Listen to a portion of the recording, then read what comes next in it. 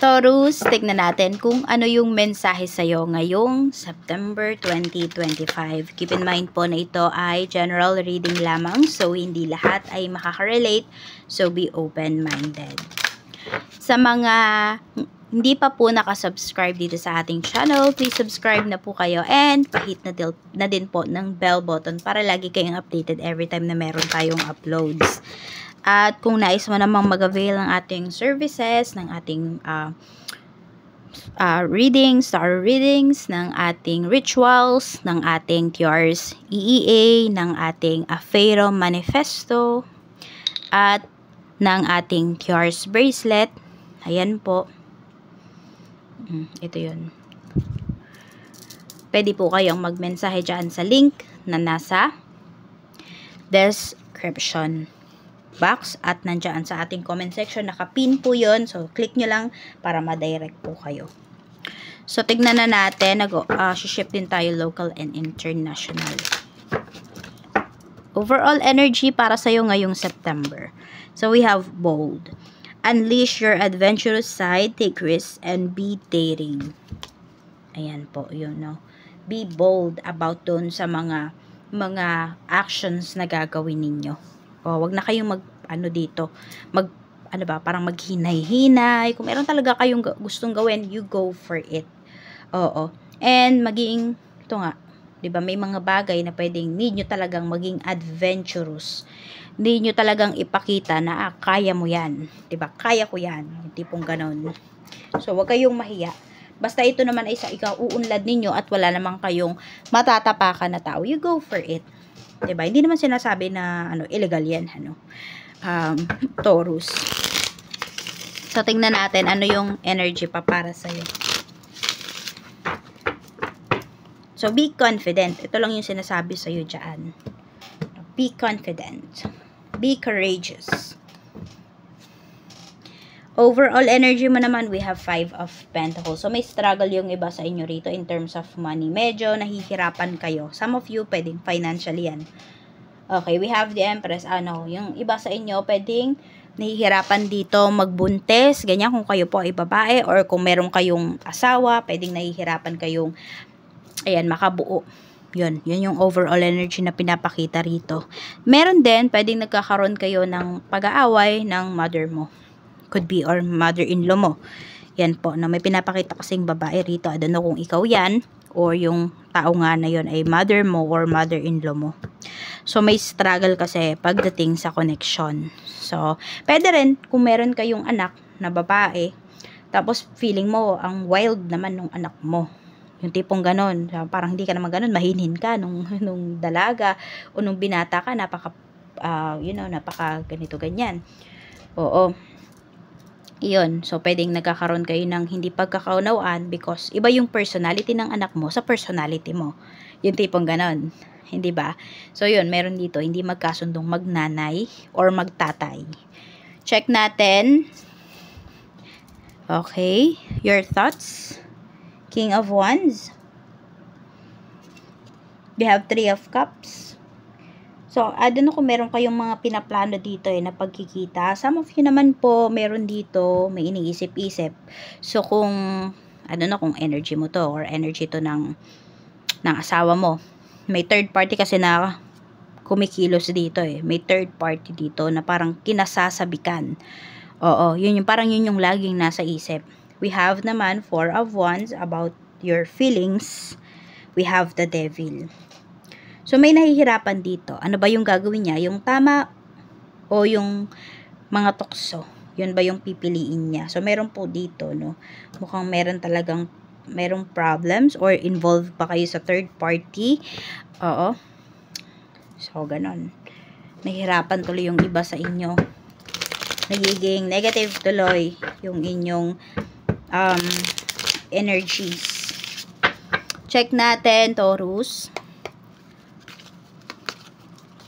Energy ng mga taong madalas mong makasalamuha, makasama sa bahay. Umpisahan natin. We have the Emperor. So, meron dito very strict. Could be your father. We have the High Priestess.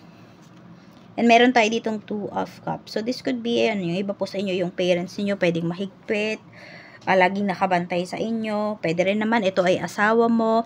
Pwedeng, ano mo yun, pagkausap mo siya, parang bilib na bilib siya sa'yo, pero pag, tapos na yung pag-uusap ninyo, or ilang sandali lang, iba na naman yung mood. Yan, so merong moody dito, no? Moody ang kasama mo sa bahay. Check natin, pagdating sa trabaho, we have the Chariot. We have Temperance. Meron tayo ditong the Sun. Merong nagkakagusto sa'yo dito pagdating sa trabaho. So, yun yung energy nung kasamahan mo, no? Pinakamalakas. Kaya lang mag-ingat ka kasi pwedeng yung taong to is either hindi pa yan talaga nakaka-move forward doon sa karelasyon niya or sa asawa niya, or hindi pa tapos yung annulment or divorce nila. Yan. Medyo wag kang magpapadala sa sinasabi ng tao na to. Taurus. Tingnan natin. So, ayun, may nai-inlove sa'yo rito. Pwede could be nai-inlove na katrabaho mo. Ang ganda kasi nung energy mo eh. So, sa kaperahan naman, tignan natin kung ano yung energy. We have 10 of Wands. May stress talaga kayo na pinagdadaanan. Nasa ibang bansa ba yung iba sa inyo? Or meron kayong asawa na nasa ibang bansa pero kulang yung pinapadala, or baka hindi nagpapadala, hindi nga nagsusustento, ganyan.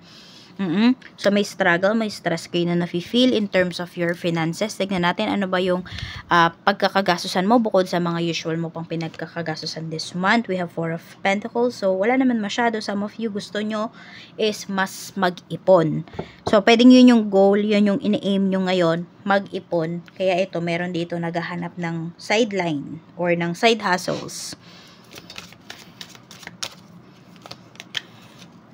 Okay, pagdating naman sa treatment sa trabaho, ayun nga, meron talaga dito na hindi siya pala in love, attracted sa'yo, yun. Meron dito na attract talaga sa'yo. So, yung iba po sa inyo, pwedeng pumapabor, no? May mga taong pumapabor dito sa inyo kasi yun, meron silang gusto sa'yo.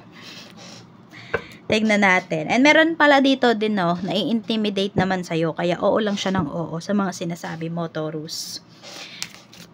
Okay, tignan natin. Pagdating naman sa business, kamusta ang sales?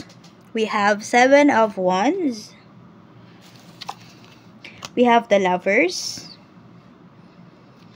Okay, ingat lang kayo ha, kasi baka mamaya maapektuhan yung sales ninyo because of, yan, kung may pagtatalo nga dito pagdating sa sa love life. Ayan, so, pwedeng affected yung inyong negosyo. So, ang sinasabi rito, diba, walang personalan. Kung kayo ay may business ng asawa mo, diba, ng family mo, at di kayo okay, wag nyong idadama yung business ninyo. Yes, kasi pwedeng maapektuhan talaga yung sales. Supplier naman, Queen of Pentacles. Sa supplier naman, wala naman po kayo magiging problema. Ayan, sobrang laki naman din po ng tiwala ng inyong supplier dito. Kaya ayun, alagaan nyo pa po lalo, huwag nyo talagang sisirain. Kasi malaking tulong yan sa inyo. Malay mo, diba? Itong supplier mo na to, binibigyan kanya ng items kahit hindi mo pa bayad. Basta nakakatulong to sa'yo, yung supplier mo na to or yung mga suppliers mo. Kaya alagaan mo yung connections mo with them. Sa client naman, we have Knight of Cups. So, may mga bagong client, mga new faces kang makikita pagdating dito sa iyong negosyo. And marami po satisfied sa good customer service ninyo. Marami din dito, ayan, no? Puyat kayo. Oo, kasi dito sa negosyo. So, baka mag-extend kayo ng operating hours, ganyan, ng working hours for some business hours. Ayan po, yung iba sa inyo. Tignan natin mga balita sa labas o sa loob ng bansa na interested ka o pwedeng may kurot sa puso mo. Tignan natin anong theme kaya yan. 3 of Swords. 2 of Swords. So, parang mga ano to? Mga travel na hindi natuloy. So, parang naloko sila, ganon. Meron dito about sa love life. Ayun, mga third parties. Oo. Yun yung maaano mo. Yun yung mga mapapanood mo na pwedeng manggigil ka, mainis ka. Ayan po. So, meron dito baka hindi pa, either hindi kayo patuloyin ng asawa nyo, hindi nyo patuloyin yung asawa nyo sa pagpunta sa ibang lugar, sa ibang bansa, because of this. Ayan. So, tignan nyo din, no, kung ano ba yung magiging epekto nito sa inyo. Kasi baka mamaya, 'di ba, ay kumikitid yung isipan ninyo, hindi kayo nagiging makatarungan, may ganyang energy. May tao ba na makakatulong sa'yo financially this month?